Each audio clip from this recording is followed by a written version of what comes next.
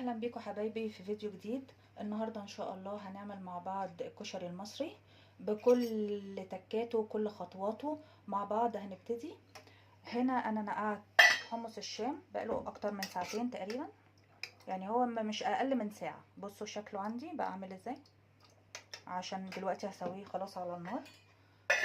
وهنا عندي العدس اهو برضو نقعاه، يعني بنقع كل البقوليات اللي انا هستخدمها قبلها، برضو نقعته وهسلق الاتنين دلوقتي. ومطلع عندي كيسين الطماطم اللي انا هحتاجهم، دول انا مفرزاهم معاكم من قبل كده، طلعتهم بس يفكوا لغايه ما اشتغل في دول. بالنسبه للعدس عندي هنا هو كده خلاص كده استوى. طبعا عشان نقعاه الموضوع ساعد معايا، ما خدش 10 دقايق واستوى. انا مش عايزاه سوا كامل، انا عايزاه نص سوا عشان هكمل بقيه سواه مع الرز. فكده خلاص كده العدس انا هاخده اصفيه وخلاص كده العدس استوى. بالنسبه لحمص الشام بحط له بعد ما غلق اهو، وهيبتدي اهو يدخل في السوا هو كمان. على فكره ما بياخدوش يا جماعه سوا ما دام اتنقعوا. بحط نص معلقه صلصه اهي، شويه الثوم الصغيرين دول، حبه ملح وكمون، بس دي كل المحتويات اللي بحطها.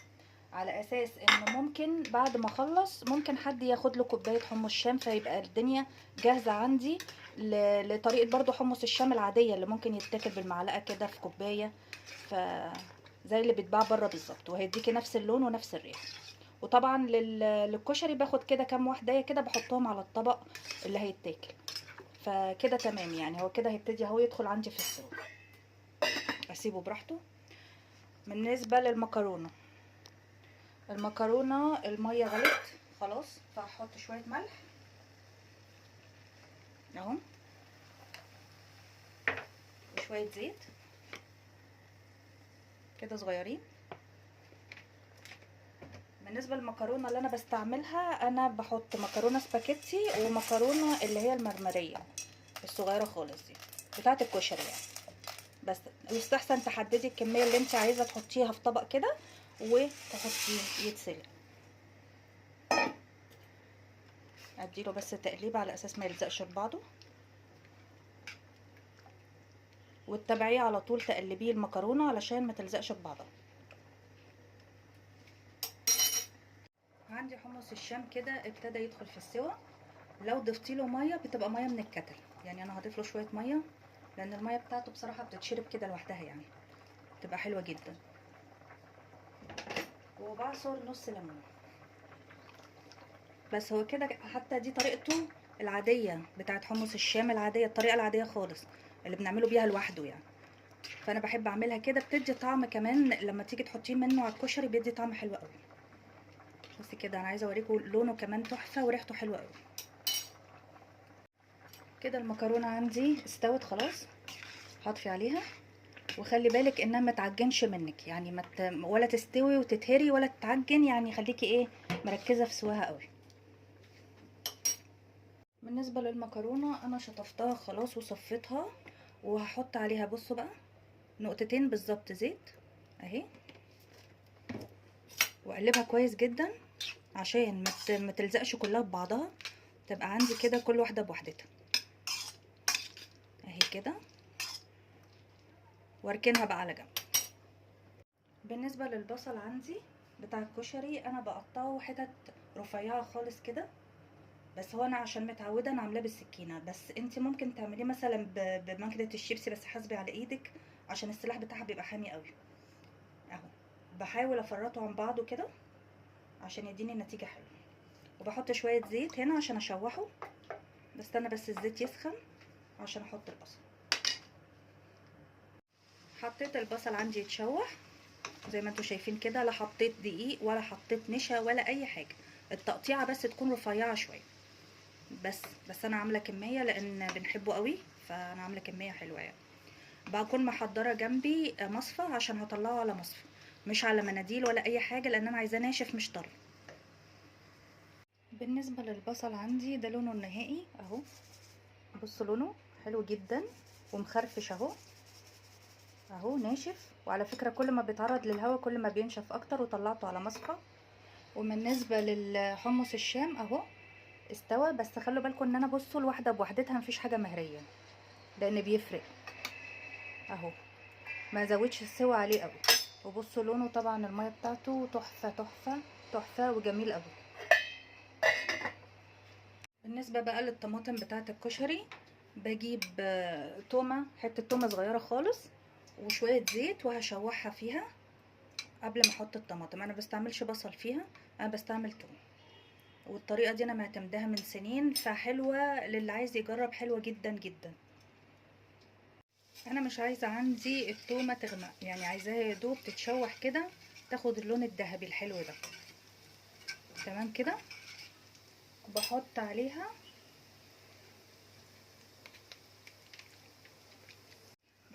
بق خل كده،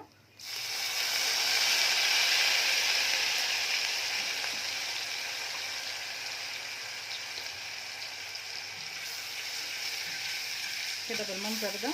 وبعدين بحط الطماطم على طول.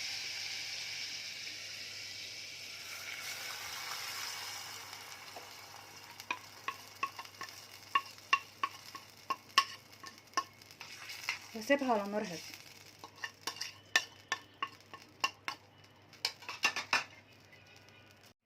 لو هي عندي متسبكه تخينه كده، هي طبيعي الطماطم عندي متسبكه، ممكن اخففها بميه، بس ميه سخنه من الكاتل عندي، وهنزل عليها كده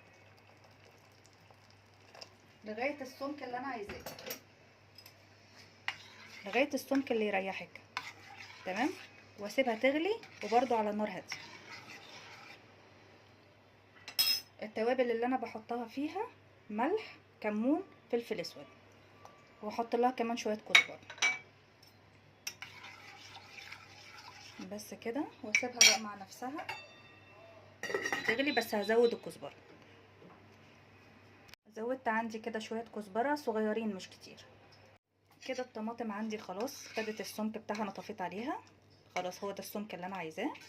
وريحتها طبعا حلوه جدا من الثوم ومن الكمون والكزبره والملح اللي انا حطيته فيها، ريحتها تحفه يا جماعه.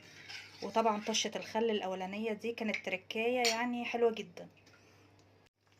بالنسبه للرز عندي هعمله بالطريقه العاديه خالص، شويه زيت وعليهم شعريه اهو. اشوح الشعريه واحط الرز عادي جدا. بس هقول لكم انا امتى هضيف العدس، علشان انا بعمل الرز مع العدس. هنا الشعريه عندي اهي احمرت خلاص، بس اكون حاطه كميه حلوه يعني من الشعريه مش قليله.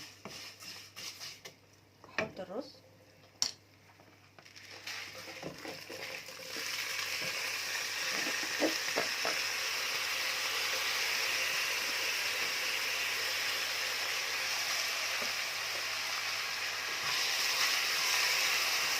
اشوحه عندي لغايه ما كل رزه تتغلف، ما استعجلش عليه علشان انا عايزاه مفلفل قوي.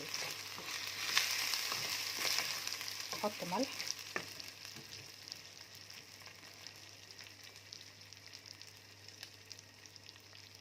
الكميه اللي عندي دي كوبايتين رز، وكميه اللي هو حمص الشام كوبايه، والعدس بجبه كوبايه. تمام.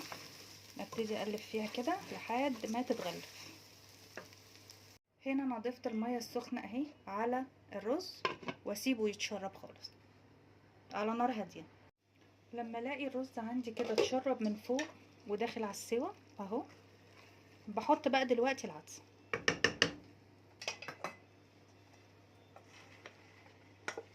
عشان هو كمان يكمل سوا، خليكم فاكرين ان احنا قلنا ايه، نص سلقه.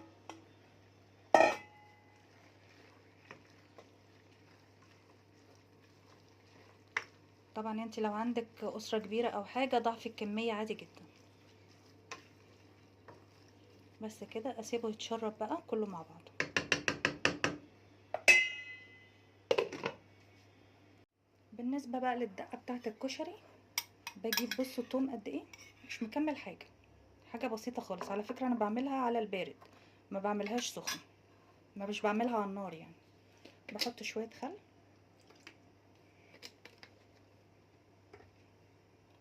وشويه ملح،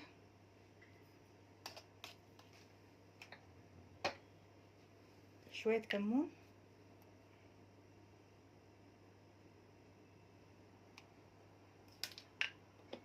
وبعصر الليمونه دي، ليمونه عاديه، وهديها رشه كزبره